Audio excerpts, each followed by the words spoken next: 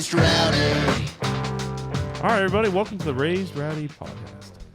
My name is Kurt Ozan. I'm Nicky T. And we got Max on the pod today. What up, bud? How we doing? How are you doing? Thank you for having me. Man, thank you for being here. I love that Zach Brown shirt, by the way. Thank you. He's Big Zac probably Brown fan. the most, one of, if not the most influential artist of my life. Yeah. So, yeah. Honestly, one of the albums that got me kind of back into country music, and maybe even just into country music. Yeah. Like back in 2012, the Foundation record. Yep. Foundation, You Get What Legendary. You Give, Uncaged, Yeah. Jekyll and Hyde.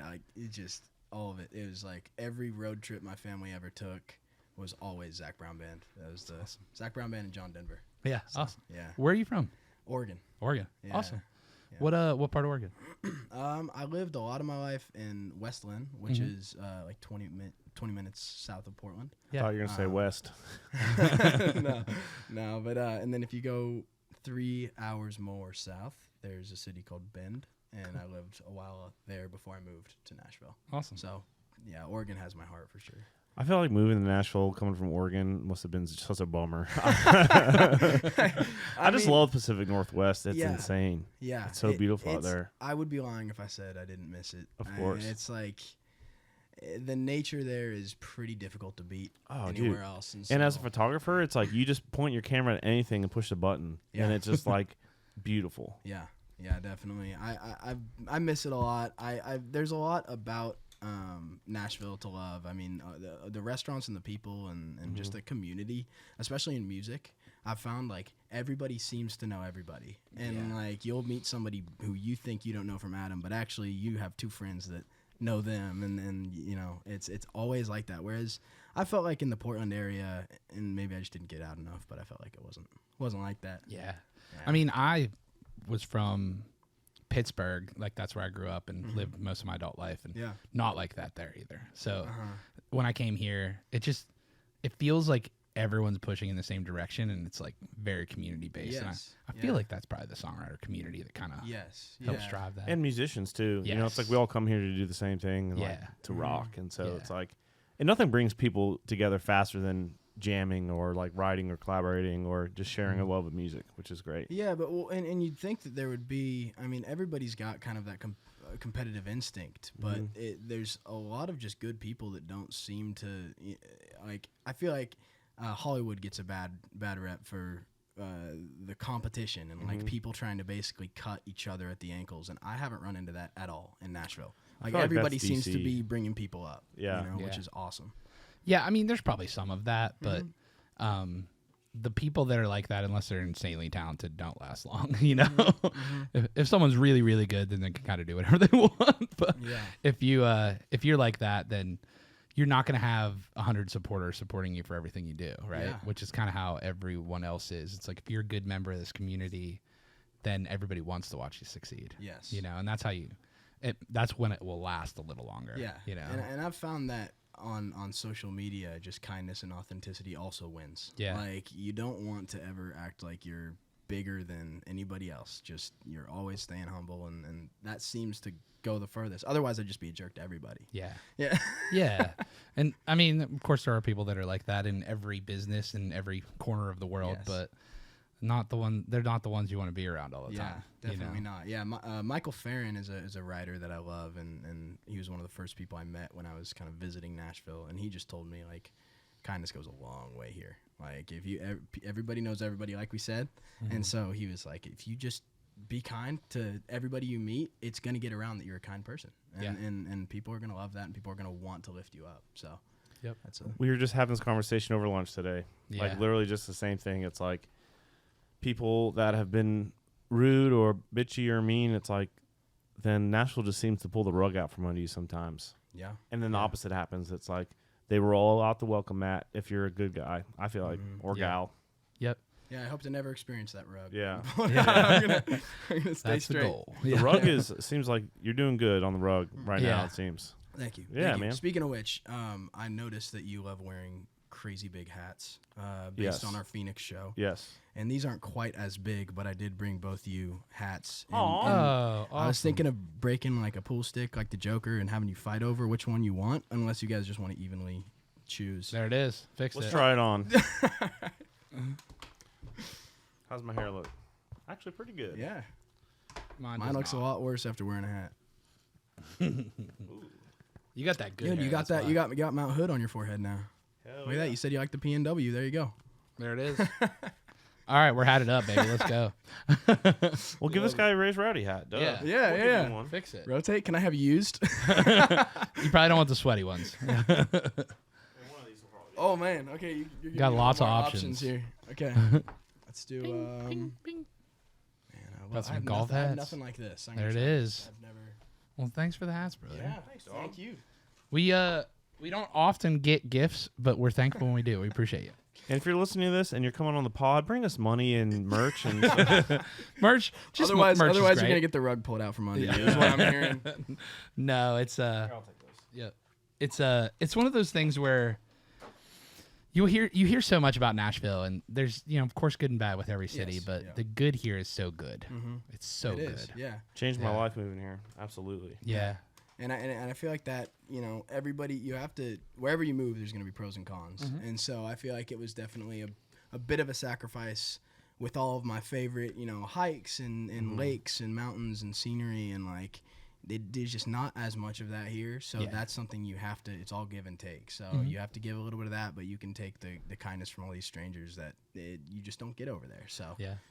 And you could just make a shit ton of money and move back home. Yeah. Or make even more money and have a cabin over there. Yeah. So that the 9 months that it's gray and cloudy, you can just avoid it and then come for the 3 months of perfection. Yeah, beauty. Career goals. Yeah. Exactly. That's like Pittsburgh.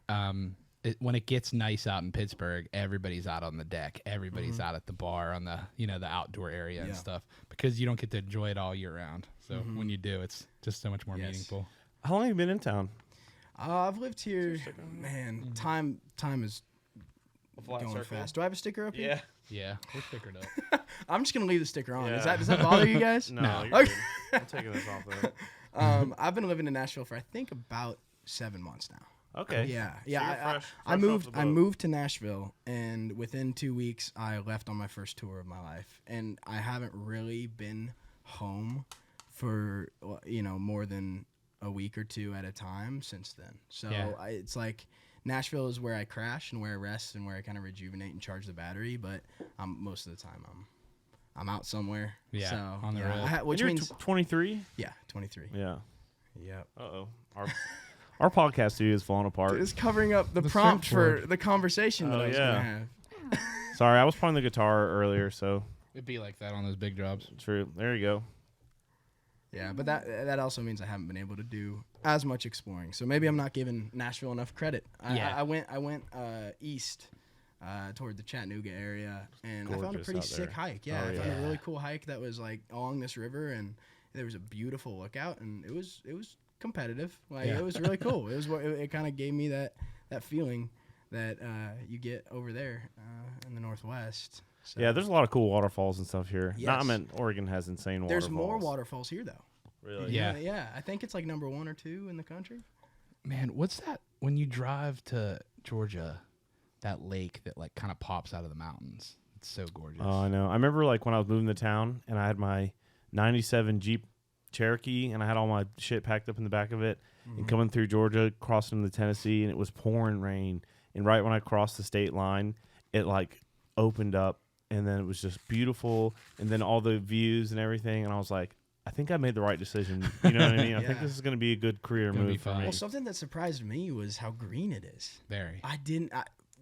Living in the Northwest for my entire life until I was 21, I lived in the Northwest, and I basically convinced myself that everywhere over in the South is dry and just like desert. Like I just for some reason it was like maybe I watched too many westerns and that was like my idea. Yeah, you're thinking Texas. Yeah. But I came and I was like, man, this is kind of the like southern version of Oregon a little bit. There's a lot of green. It's very lush, which totally took me by surprise. And I'm super grateful for that. Well, that's kind of a similar thing for me from Western Pennsylvania. There's a lot of mountains in Western Pennsylvania, and there's a lot of mountains like kind of when you get through Tennessee. So the landscape is relatively similar. What I will say is the drasticness of beauty I feel like is greater here than it is in Western PA. Like you'll just see something and I'm just like in awe of it. Yeah. But I don't know if that's just because I didn't grow up around it and I had all of that other in my life, or if it is maybe a little bit more intense. Well, I'll ask you, when you go back, do you feel that awe when you go back now? No. Okay. Because moving, and my girlfriend is from Kentucky, and so bringing her back to Oregon, it's almost like moving away and going back with her. It's like brand new eyes to the beauty. That's how it's been for me. But yeah. That happens too. Like I've had cousins that have came in and saw like Western PA, and they're like, "My gosh, it's so beautiful!" Like from California and stuff like that. And they're like, "And how much is the house here?" You know, they can't get over how inexpensive it is. Yeah, Nashville not quite as inexpensive as Western PA, but I know Oregon's expensive. Oregon's expensive. I also lived in Southern California for a brief span of time, which also was more expensive. Yeah, so the most expensive. Yeah, probably. pretty much. Yeah, yeah, it was pretty. You basically had to work so much that you couldn't even spend any time in the place that you're paying the amount to be in. Yeah, exactly. And then you moved to Nashville, and you just immediately hit the road. Yes. Yeah. We kind of had things kind of set up. I had visited Nashville 3 separate occasions to just write and record songs. So it wasn't like I was brand new to Nashville and then left. Yeah. I had stayed in different areas. I stayed in Franklin and in East, and now I live in West. So cool. Yeah. So tell us a little bit about beginning touring. It's kind of interesting. You just have never done it. Was it what you expected? Was there? I mean, I know there's got to be a learning curve there. Definitely. My first show was played in front of, I think 40 or 50 people were in front of me, and solid. Yeah. My first show was at a dessert store that had open mic night.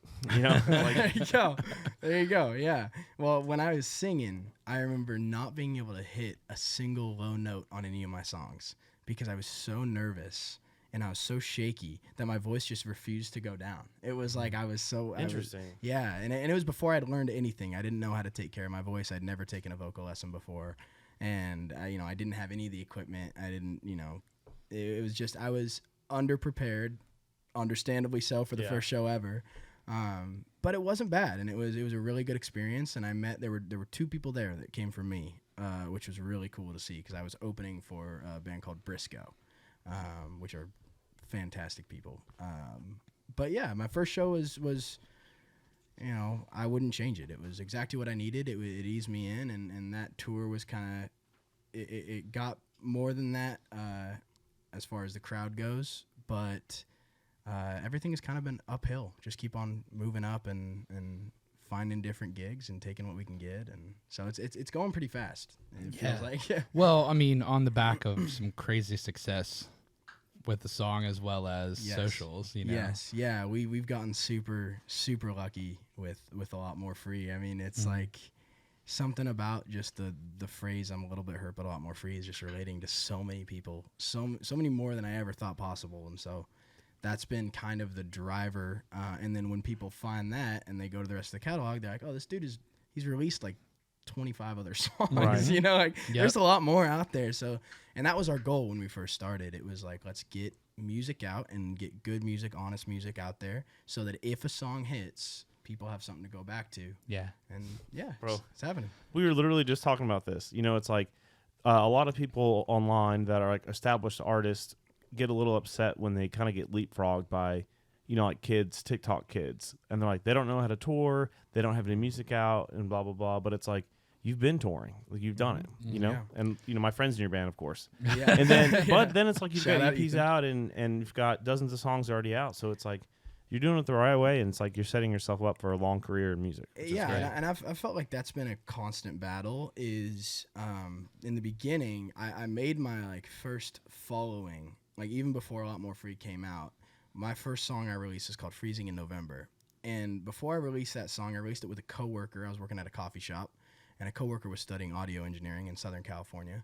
And before I released that song, I had started to post those reaction videos. And I don't know if you've ever seen those, but Omegle, it's a website that's now gone. Yeah, R.I.P. Rest in peace. Yeah. But I was posting those videos, and basically it was just getting strangers to react to my music. And I noticed that it was translating to streams. And so within like the first 3 months, I realized I could promote Freezing in November the same way I'm covering all these other artists, because it's the reaction that people love. So I just basically took Zach Bryan and Tyler Childers covers, replaced that with my own song, and then just kept on posting Omegles. And that's what blew me up in the beginning with that song. But then what I learned is all these people are viewing me as a TikTok kid. And now I have to figure out, because not every stream is the same, and not every, like whether you're critically acclaimed or just a sensation for like, a week, you never know.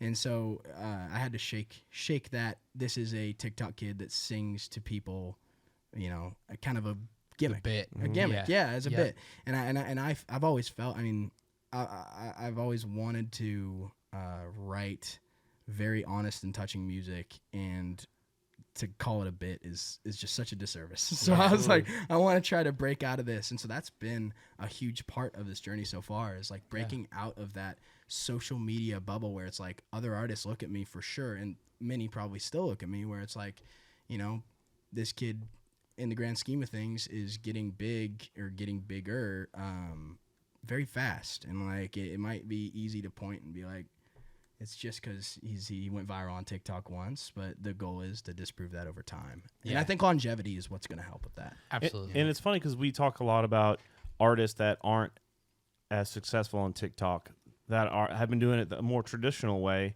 trying to get the TikTok going. But now it's like you're the TikTok trying to get the other way. So it's kind of interesting to get it from that perspective. Yeah, we're doing it in reverse. Yeah. And a lot of people have, I have so much respect for those people that have basically grinded and done it the traditional way. If I didn't have that Omegle reaction stuff, I don't know where I'd be. Like, I got lucky. A friend of mine was being shipped off on deployment in the Navy, and he's always been a really good business mind. And he basically, before he went out to Japan, we were having a conversation, and he's like, you got to get more creative than just sitting in front of a camera and singing, because millions of people are doing that every day, and you're not that special. Like, that's what I had to hear. It's like, you're not that special. You need to do something different, because what you're doing now, even if you post it every day, will most likely not work. And so he recommended getting reactions, and so that's kind of where it all started. That's called marketing.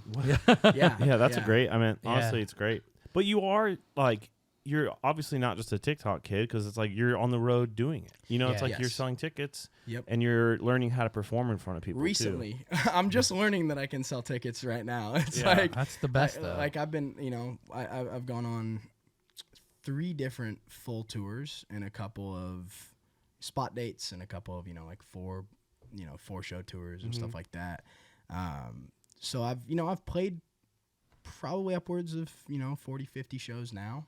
And that was kind of enough to get the word out, I think, that I can play, because like at the beginning it was like nobody wanted to book me, because like they don't know what they don't even know what I look like in real life, much less on a stage, and they have no ticket sales history. Yes. Right.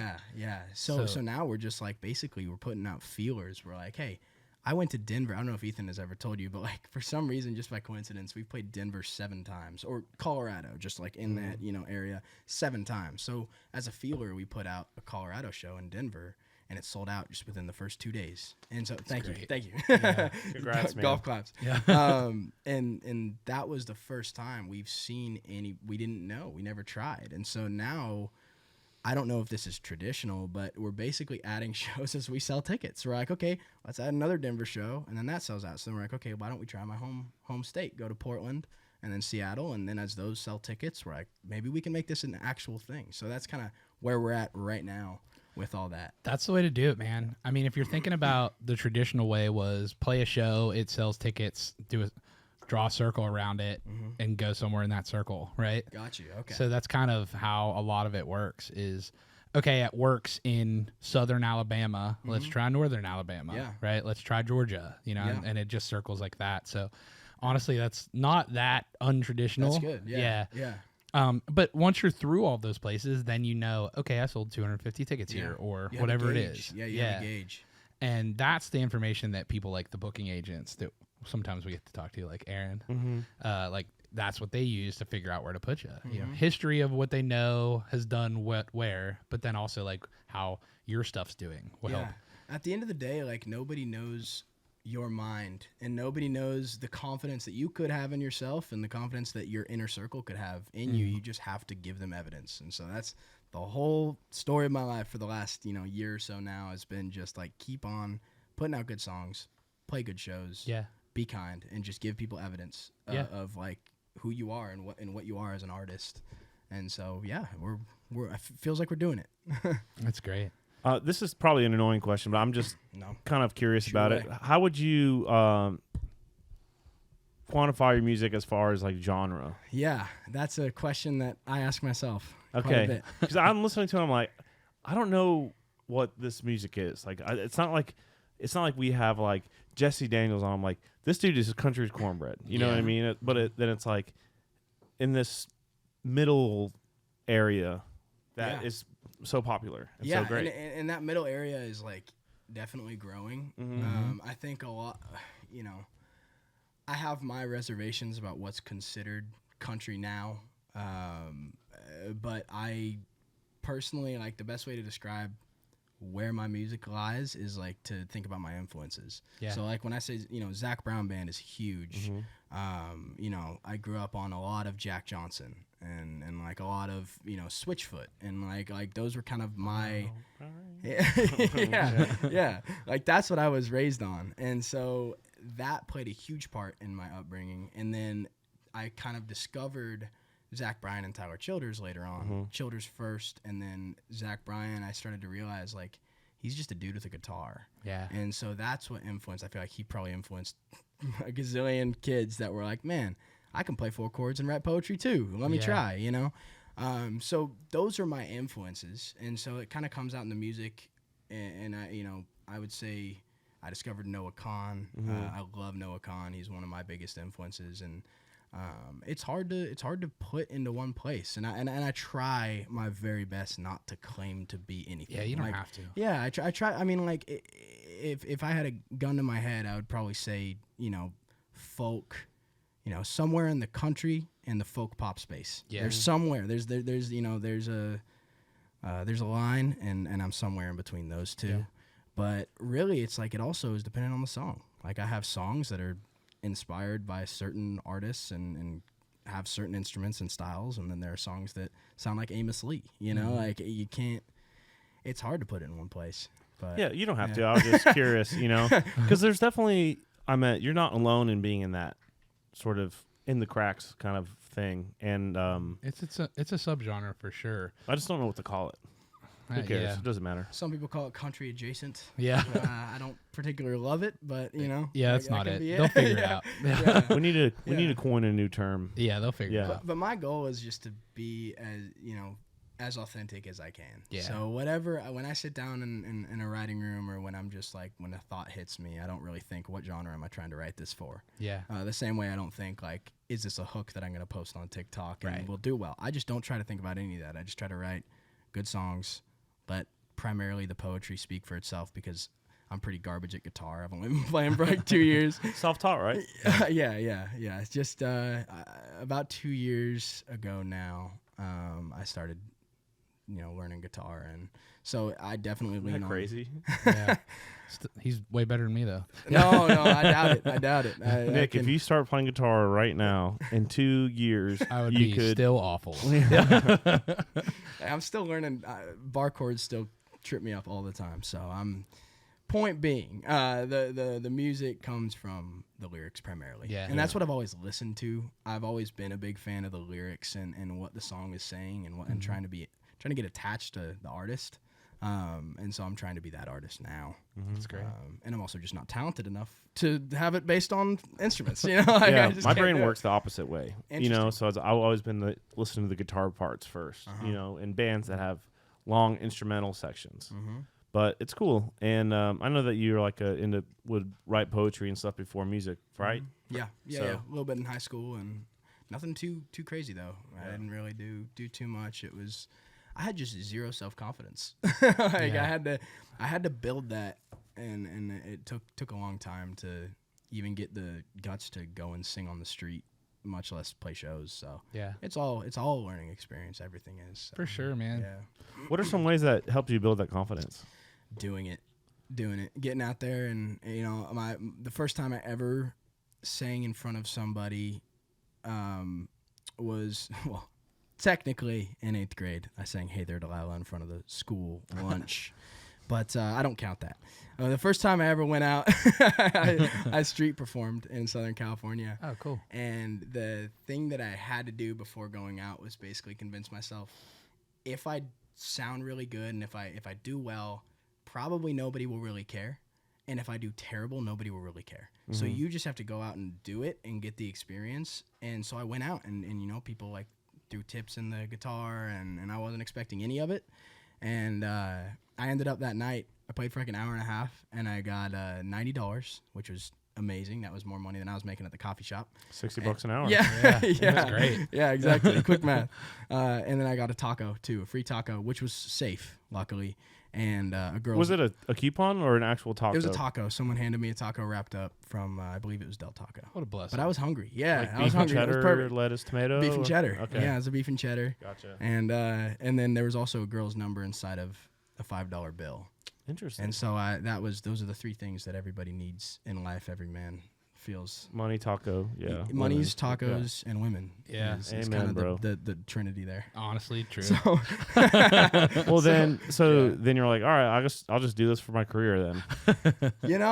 when I figured that out was after Freezing in November. When I posted on TikTok and the videos were doing well, and I saw that people were going from, because it's one thing to do well on TikTok or social media with a reaction video especially, and it's another thing entirely to translate that into people listening to you. And when I was seeing people that were actually resonating with the song and not the dude crying when he heard it on a video and like and move on, they started listening. And it was the first time I got like a couple $1,000 from a check from Freezing in November, and I was like, oh, I can actually quit my job. Like, I don't need to. I could live off this stuff for a little bit, you know, and that's enough. That was enough to get me to head out. That's great. So you were a barista? I was.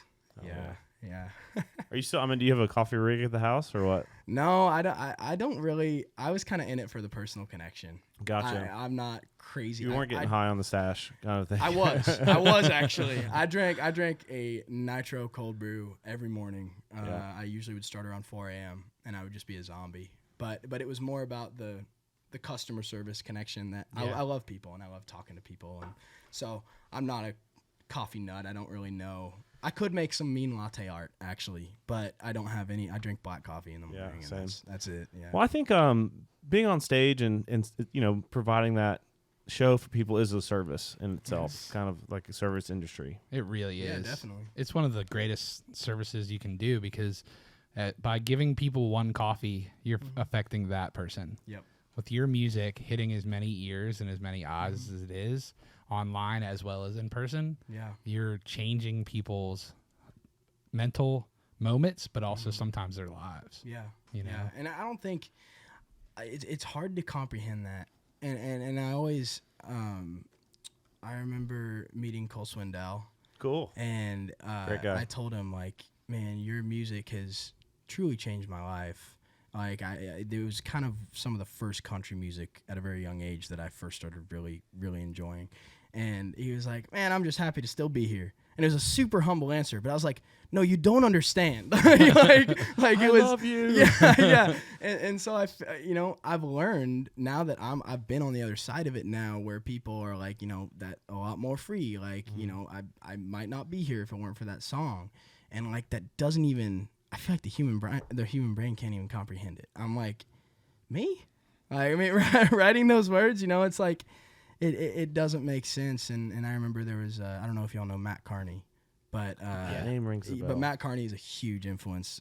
Grew up listening to him. He's an organ guy too. Oh, so cool. I didn't know the that. only organ guy I ever really listened to. So it was a huge inspiration. Yeah. But somebody he writes with, I met, and he happened to write 6 of the first 6 songs that I ever chose to buy with my own money on like music for different artists. No, just Matt Carney. Okay, yeah, gotcha. Matt Carney. And like the first time I told him, like, man, your words have changed my life. He was like, man, thank you. And then he just kind of like moved on. And the second time, I was actually writing with him, and then I was like, no, look at this. Like I had to like basically make it as clear as possible because I'm sure there's a lot of lip service out there. Yeah. But I was like, no. 99 cents each. I was like 8. Yeah. So this is huge. Like you have truly, and that actually made him stop. Like that's where he was like, wow, like thank you for showing me that. You know, it took the proof. Yeah. Yeah. Well, I mean, when you're that young, things are formative, right? Mm-hmm. They're changing who you're going to be as a person. Yeah. So that music from your parents or from whoever was helping you find it, or just you discovering it yourself. Yeah. Changes who you are, and of course leaks into what you're doing now with artistry. Definitely. Yeah. Why don't we talk a little bit about the music that you have coming out? So yeah. we talked about Miss Haley here. Yes, wonderful placement there. Yeah. Yeah, we just were able to we asked her if she would like to join in on a song, So and great. I've just heard from about 3,000 sources that she's a massive sweetheart. She is. So she accepted it, and so she's going to be in a song called Roses and Wolves, and that'll probably be the second song of the next album that's going to come out as a single. Cool. So the EP that I have coming, it's actually coming out tomorrow night at midnight, which I guess is going to be when this releases. I don't know how that'll be. Yeah. The 20th. It's already out. Yeah. Congrats on the release. Yeah. Thank you. Yeah, it's kind of old now, old news. But so the Willfully Blind EP will come out, and then the next album she's gonna have the second single on there, and her voice is just so beautiful and unique. Yeah. Yes, yeah, and I'm so excited to hear just how, because she's gonna, it's not all 100% set in stone, but the goal is that she'll sing the second verse by herself, and then she'll harmonize with me on the chorus. And I'm so excited to see how our voices sound together. It's going to be a really fun one. Yeah. I hope you guys get to cut it together in person. Yeah, I don't know. We're gonna film a lot of stuff. We're probably gonna play it acoustic in person together. Cool. We're gonna try to get a lot of content together and hang out, and Not to brag or anything, but she's my banjo student. Oh, real banjo or get Joe? Real banjo. Okay. Yeah. Is it looked down upon to have a get Joe? Because you might have to talk to Ethan about that. I don't know. Whatever. Like some people make the Ganjo or Get Joe, whatever, cool. Like if Keith Urban's playing it, then it's cool. Mm-hmm. You know, if you're playing it because you can't play banjo or it's like it just depends on the context. I think. Okay. For me, I'm like, I'm not gonna yuck your yum. If you want to play a Ganjo, then do it. Yeah. And like I play banjo like with Luke live, and I think there's a couple songs where on the record it's Ganjo, but like, when I play it live, I just play it like a more traditional banjo roll and. I put more banjo-y licks in there. So you're auxiliary, right? You can play. How many instruments can you play? Whose podcast is this? I'm just curious. I play guitar, mandolin, dobro, steel guitar, banjo, and now fiddle. That's been my most recent. Insane. Yeah. It's incredible. I always talk about Kurt being good at everything, but then I watched him learn fiddle, and I was like, oh, he does have to learn. He bleeds. Yeah, I definitely bled learning the fiddle. That shit is hard. Do you feel as though like there's translation between instruments? 100%. Yeah, of course. Yeah. I think learning to learn has been what makes me able to pick up new things. Mm-hmm. And understanding how music works is what makes learning the steel guitar easier, because it was like, okay, this note's a B, and if I step on this pedal all the way to the left, it goes to B, to C, to C sharp. Okay, so it goes up a step. I can hear that. Yeah. So if I put it on this E up here, that note, and I step down on it, it's going to be an F sharp. Oh, okay, so now I can figure that out. Mm-hmm. And like just more general knowledge. Definitely helps. I think so. Do you feel like the fiddle was still the hardest? Oh, yeah, absolutely. Wow. It's so weird. It's such a weird instrument. No frets, and the bowing is, mandolin and guitar you're using a pick. Yep. In banjo and dobro you're using finger picks, so that's like very similar. With the bowing is so hard because you're holding the fiddle like this, and you have to bow perpendicular to the strings, and your natural reaction is to kind of go like this. Yeah, I call it like my Captain Morgan arm. Yeah. I get and if you're not bowing perpendicular, it sounds like shit. It sounds like you're stepping on a cat. Yeah. And then there's no frets. And then on guitar, I'm used to vibrato up and down, but vibrato on fiddle is parallel to the string. So you're having to go like this with your vibrato, and then while your arm goes like this, and you're going, like that stuff is brand new to the fiddle. Oh yeah, so it's just very confusing. Yeah. But it's the same, it's tuned the same as a mandolin, so it's like I have that connection to it. But it's like the physical act of playing it is weird because you're having to do a whole different thing. It's not a pick or a finger rolls, it's bowing, and it's a pain in my ass. And so whenever we play shows, if I'm just playing guitar, then I can wake up and fuck around all day and go play a show. But if I have to play fiddle, I'm like, drink my nitro coffee, get my fiddle, and get my drone. I have this like drones that I practice to, and just play scales really slowly and warm up all day to play the show. Yeah. Well, I was the guy that probably gave you that nitro coffee. So. You changed my life, man. Oh, so crazy. Yeah. Yeah, it's fun watching Kurt work because, when I really started hanging with Kurt, he was kind of starting photography, but he was already really good. And so that's the thing I watched him learn, something that he was already really, really good at and had an eye for.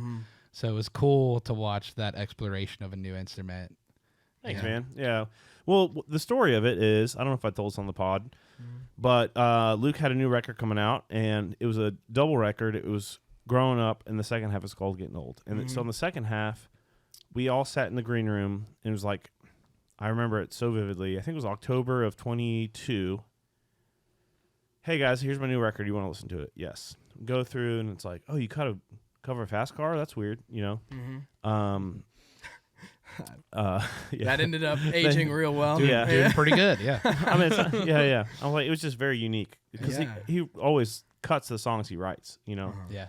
And then when it got to Love You Anyway, it starts with fiddle, and I looked at like Luke. I'm like, who's gonna play that live? And he's like, you are. I'm like, I don't know how to do that.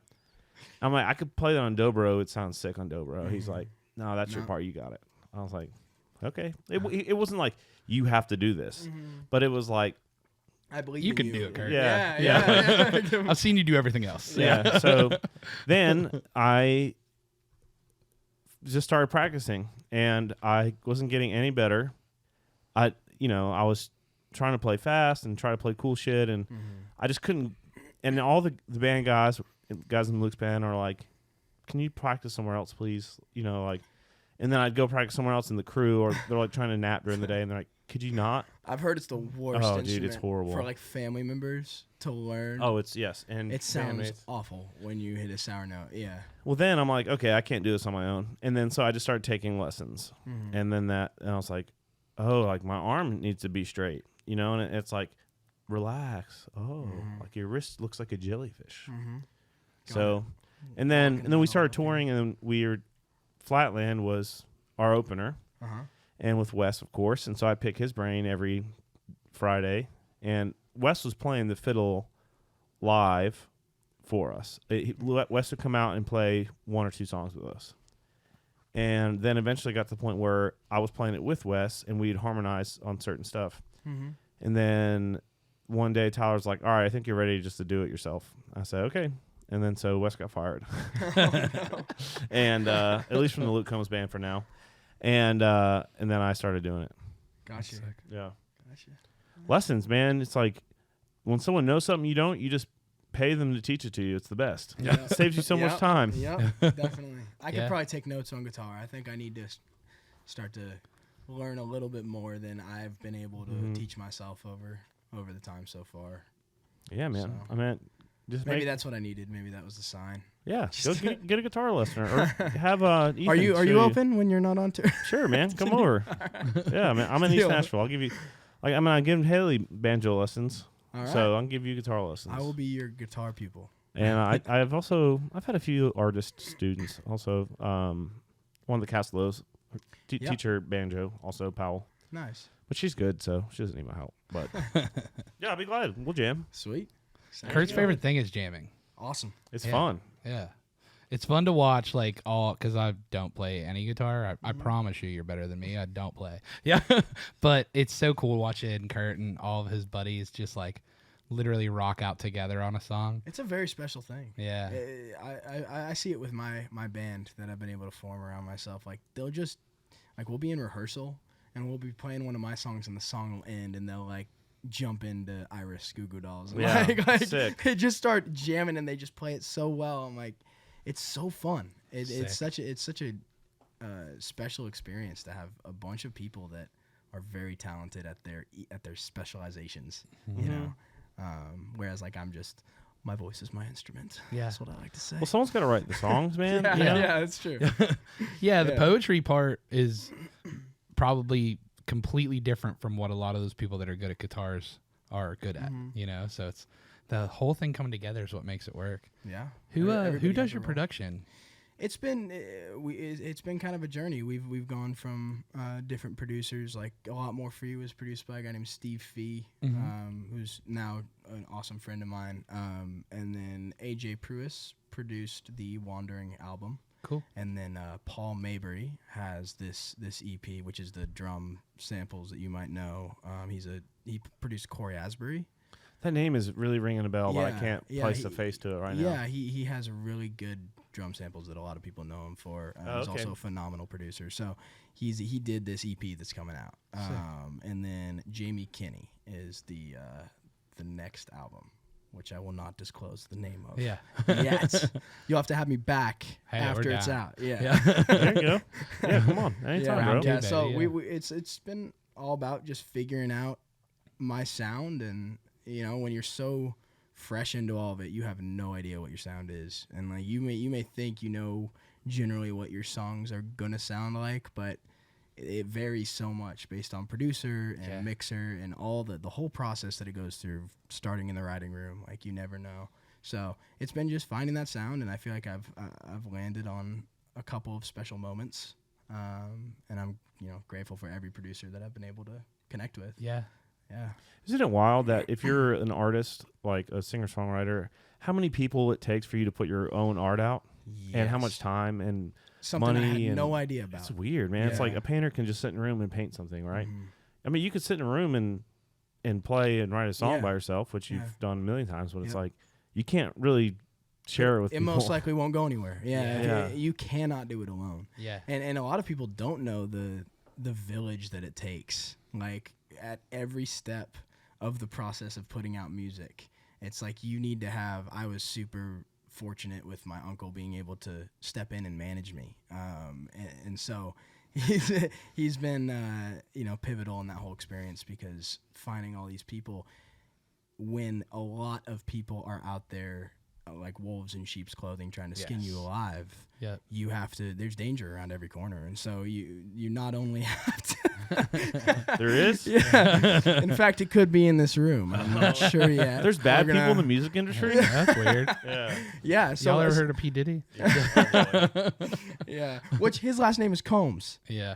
Off topic. Yeah. But I had no idea. And one of my mixers. That's because you're 22, bro. Yeah. One of my mixers, Dave Klaus, posted something on his Instagram, and it was like Combs' home in California was raided, and they found like a bunch of narcotics and like a bunch of stuff. Yeah. And I was like, I thought it was Luke. And I was like, for sure. No, Luke Combs is definitely living in California, for sure. Yeah. I saw Combs, and I was racking my brain. I was like, I know him as Diddy. So I was like, what? Who when I was a kid, it was Daddy. Yeah, Puff Daddy. Oh. Yeah. Oh. Yeah. Oh, yeah, phrasing on that one. It's kind of bad. Oh. Yeah. Actually, but it blew my mind for a second. And I looked up Combs arrest, and nothing came up for Luke. And I was like, whew, I don't got to talk about that on the podcast. Yeah. That'd be wild. Yeah, definitely not. Yeah. I mean, the headline that he's living in California would be just as, out of probably the blue. ruin his career. No doubt. they'd be like, "What are you doing, bud?" Yeah.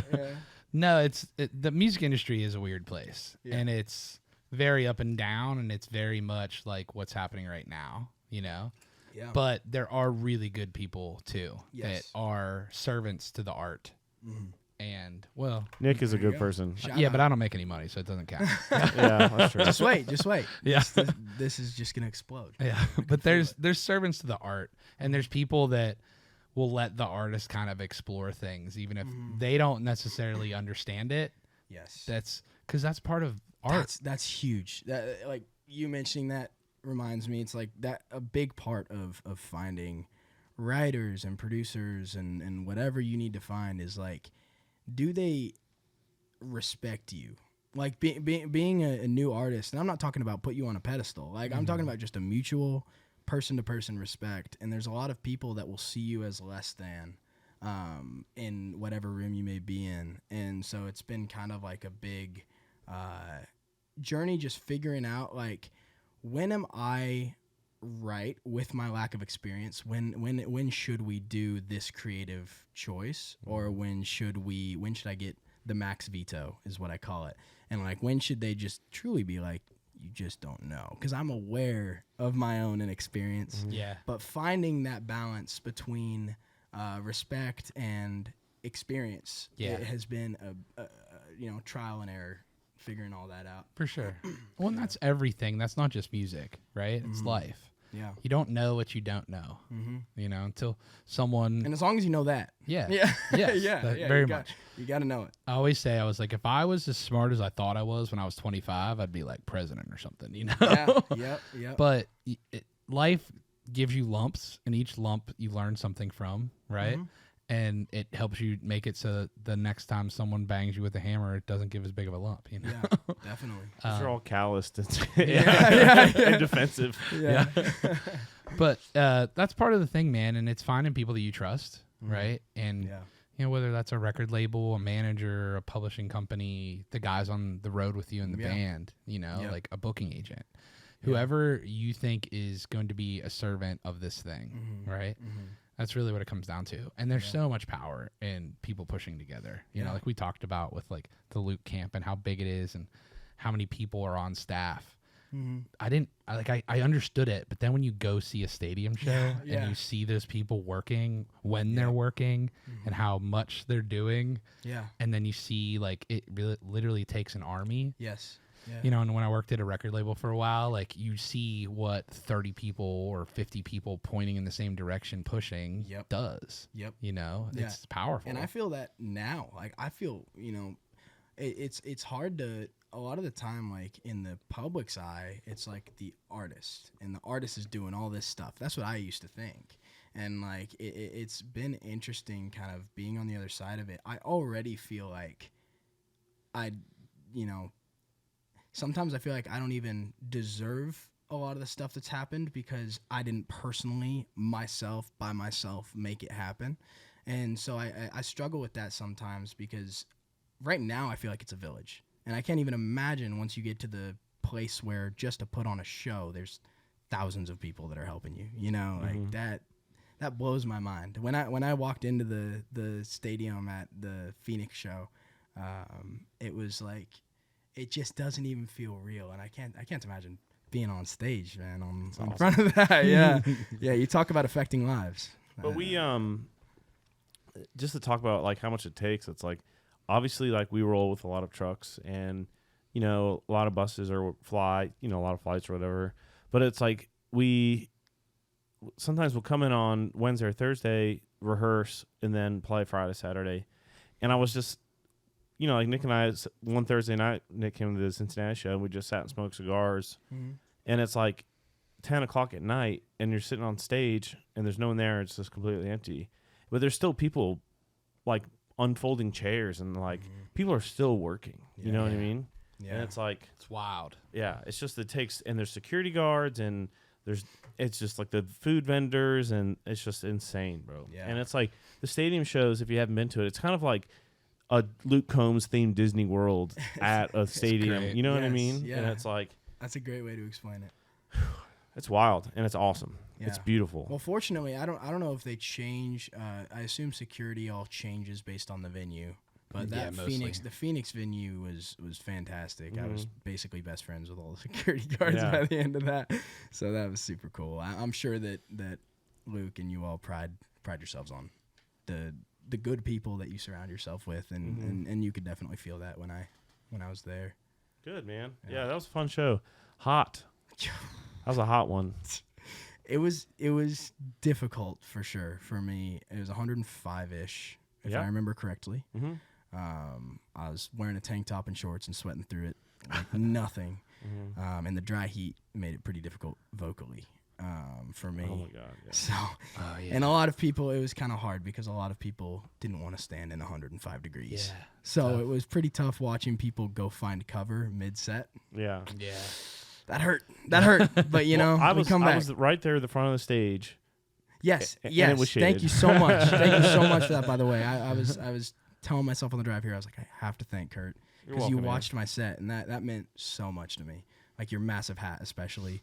But just the fact I was wearing the Turd Ferguson hat. Yeah. I was wondering. That big cowboy hat. Yeah, the That's massive so one. Yeah. And but no, I think there's so much. It's so honorable to come down and give an absolute nobody in the eyes of someone that plays for arenas and just give us the time of like watching us. It means the world. So Of course, man. yeah. And it's like this is like the Whiskey Jam stage. Super fun. Dude, Ward's a G. And Ward is amazing. True. He He's does the only such a other good job podcast I've curating ever that. done. Was So his? this is number 2. Ward is number 1. Yeah. Was it like the radio thing? Yeah, The Apple? Apple That's Radio. great. Yeah. Yeah, dude. I got a freaking Whiskey Jam tattoo. Oh, there you go. Are you gonna see Whiskey Jam tomorrow night? We would not be there tomorrow night. I have another event I'm at. Okay, no worries. So you're just gonna miss the best show of your life. Are you which playing is- tomorrow night? Yeah. Oh, cool. Yeah, I just saw that announced. I'm excited. Yeah. Man, we love Ward. We did a couple Whiskey Jam takeovers like before I moved to town. And Talk about Salt of the Earth. He's one of them. Yeah. What a great part of the music community. Mm-hmm. I always tell him, I'm like, bro, you should be the mayor of Nashville. For real. And that would make it Music City if that happened. You know. Great guy and such a good curator. He loves music. Yeah, he loves music. Yeah. And he doesn't discriminate based on like he loves what he loves and he loves good stuff. Mm-hmm. And so like we were listening on the way home. I did one of those Louisville Whiskey Jam what is it? At the PBR. Yeah, PBR. I did one of those and on our way back we were just like playing a bunch of music and he was showing us different like stuff that he was finding and he just loves it. He does it for the love of it. And like you can that always shines through when someone just enjoys what they do and you can tell. And he's a writer too. It's like when I first started going to Whiskey Jam, it was like him and Josh Hogue would get up and sing and co-host and sing their songs. Mm-hmm. It's always special because he will do that every once in a while. When like if someone bails or something, like he'll jump on. Yeah, that's awesome. It's so much fun when he does. He played us one of the songs on the way back, and I was like, "What? Yeah, this is you." He has a couple that he wrote with our buddy Ryan Nelson that I love. Mm-hmm. They're honestly like I think Ryan's one of the best writers that doesn't have a publishing deal in town. I got a petition. Does he put him out? No. He probably wants someone to cut him, Yeah.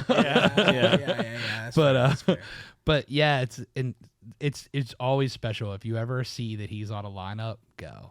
Okay. It's super cool. Yeah, I will. I will definitely do that. It's awesome. Whiskey Jam was the first show I ever played with Luke, I think. No way. Makes sense. Yeah. I just watched a 2017. I just watched a 2017. Someone, I think it was Country Central, some Instagram page posted 2017 Whiskey Jam, and it was Luke. And I think you were playing on it. Were you playing at that time? It might have been. There's also or was one it that Jake? I feel like someone Jake reposted Jake it. and Rob. Yeah. But Yeah, I'm in the front row because that was like right before I had joined the band. Got it. And we were been friends with that guy and all those cats since 2013 probably. Well, that's something that's super inspiring to a small artist is like he was playing at the Whiskey Jam that I'm, Whiskey Jam is what I am physically going to play tomorrow night. And it's like that gives you a lot of courage to be like, man, everybody starts somewhere. Yeah. So, that was cool for me to see. Rob texted me or called me and was like, "Hey, do you want to play Whiskey Jam with this guy Luke Combs? He's really good. He's going to be famous." I was like, "Yes." And then we jammed and I was like, called the shot. Yes. Called the shot. Yeah. My favorite is Ward posted a picture of someone else playing and Luke was front row at Whiskey Jam. Wow. Not even playing, just front Not row. even playing that night at all. Yeah. Wow.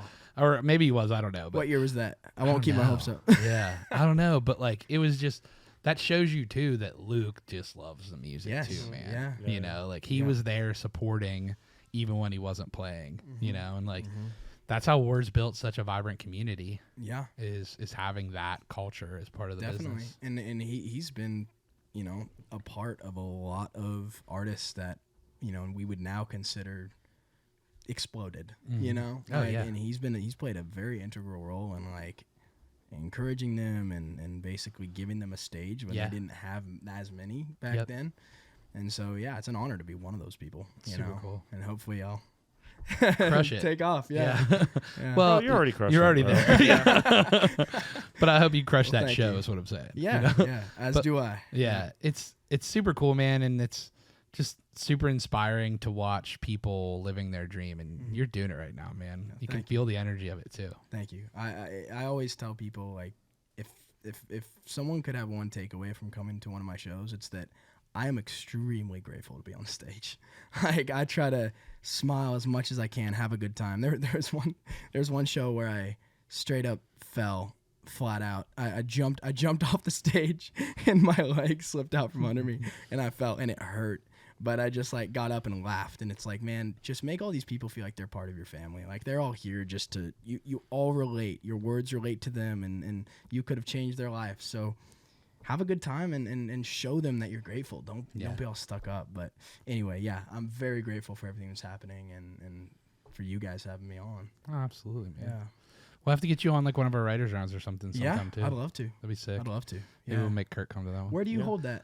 We host at like Losers is my writers round. Yeah. We do Sunday nights. That's on Broadway, right? No, the one that's in Midtown. Okay, got you. Yeah, we host at Losers. We'd hosted extensively at a bar called Live Oak until they moved locations. Got you. But yeah, we actually Haley played Kurt's birthday. We did a make-wake takeover. Oh, happy late birthday. How long? This was like 2020. This was a long time ago. May. Happy super May 2nd. Happy super late birthday, dude. Yeah, 4 years ago. Yeah. But it was a make-wake takeover. So Haley, Drew Parker, and Luke Combs played for Kurt's birthday. Headliner, yeah. Nice. It was insane. Drew, I met Drew at the Opry. Literally, He played at the one Opry. of the best. Yeah, yeah. What a voice that guy He brought has. his little kid out, and it was so adorable. Oh my So gosh. cute. Yeah. Drew's great too, man. He's one of those dudes that's just like you're talking the vocal. When you hear it, you're like, I know exactly who that is. Yeah, you know? yeah. I love that. And I love country's that. cornbread Yeah, he's great. Being- and Mallory, being- sweetheart. Being Yeah. distinct will helps. help. Yeah. Yeah. Yeah. You have to be. Yeah, Yeah. you have to be. Otherwise, and that was something that I had to deal with as well. Like, shaking the TikTok stuff and the social media stuff was one thing. But I have been accused of being a Zach Bryan dupe more times than I could possibly count in my life. And he inspired me to start. So there's definitely a lot of Zach Bryan influence. But it's also the tone of my voice. The reason those videos typically would do well is because I'd sing Zach Bryan songs. And I sound similar, to Zach Bryan. And so that was something that I had to decide. It was like, who do I want to be? Because if I want to just keep on singing the exact, if I want to write those melodies and play just, the same instruments and do all that, like that is probably going to pigeonhole me long term. And I feel like that happens to people where they don't ever find their own thing. And I feel like Noah Kahan's influence definitely helped me. It was like now, using that, I can find this space that's my own. Yeah. But yeah, you can't. You have to be real. I feel like, and there's always, there's exceptions to every rule, but I feel like authenticity wins the day most of the time. Yeah. And if it doesn't win the day, it wins the extended period of time. Yeah, Right? definitely. I mean, you look at Childers. Like, how long did it take for him to blow up? He released in 2013, and TikTok took, Lady May and Shake the Frost. That was like 2019, 2020. Yep. Like, you never know. And the music was good before. Yeah, Just it's the didn't same have the music. ears. It's the same Yeah. music. Yeah. Yep. Exactly. It's one of those things too, and that's, I mean, being cognizant of that's very important. And then, but man, I mean, if you would have asked me what I was gonna do when I was 23, I would have had no freaking idea, Yeah. So that's the other thing too, is like what you're doing is working, and you got time to figure out exactly where you want it to be. And by the way, that's probably gonna change every record. Yeah. You know, that's part of the thing. Yeah, records are kind of snapshots of time. Yeah. Where were you at that time? I named my first album that I released Wandering for a specific reason. You know, like the title track is Worry About My Wandering, which is not even the title track. It's technically a different, you know, Wandering is just, I was just figuring myself out, and you kind of realize that you always are. You always will be. You know, but I'm so incredibly blessed for the people that have been in my life and helped me. Like Freezing in November was my start, and like the first song helped, and it helped get me into the eyes that needed to see me in order to start making things roll. But it takes a village, and I can't stress that enough. It's like, man, everybody needs so many people, and so yeah, that's how it is. I'm super grateful. We are too, man. Well, we talked about some of the shows that you have going on. Anything else that you want to mention? Oh man, those headline shows. I'm come and see Denver. Yes, yeah. If you can get a ticket. Both are sold out. Yeah. So come and see Salt Lake City, Seattle, Portland. We're gonna keep adding shows as people prove that they want to come. Yeah. So it's super fun because we get to choose where we want to go now. So. Headline shows, lots of music coming, and in my opinion, not necessarily like, you know, it's all subjective, you know, whether it's better, worse, whatever. But I feel like I've done a lot of self-discovery, and I feel like writing sessions have, you know, frequently become therapy sessions, and lot of these songs speak on topics that are very, you know, personal, and I feel like they are more and more me. So basically, just stick with me. There's a lot of stuff coming out. That's great. Yeah. Well, man, thanks for taking the time to hop on the pod with us. Of course. I appreciate you. Absolutely appreciate you. Dude, yeah. And thanks for the hats. Yeah, man. Yeah, of course. Thank you. Yeah, I will. Absolutely. I will wear this. I'm a big hat guy. So, you catch a show, I promise you I will wear this every show. I love wearing hats on stage. So. We appreciate it, man. Yeah. Awesome. Well, thanks for being here. I'm Nicky T. I'm Ozan, and we'll see y'all on the front row.